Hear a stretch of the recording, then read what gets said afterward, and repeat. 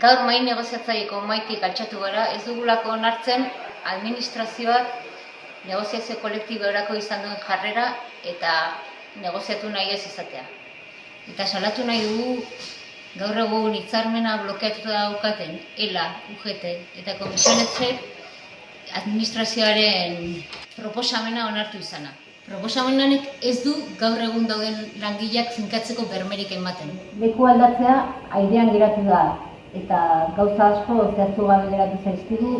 Lan esperientzia 80 puntu bali izatea eta merituek 10 puntu bali izatea eskatzen genuen. Beraiek 60-40an itxita egon dira eta plazak 10% igotzea, 60 urtetik gorakoak babestea, formazioa kontutan hartzea, euskara gehiago baloratzea, besteak beste horiek ziren gure eskaeratako batzuk eta bat ere ez dute kontutan hartu.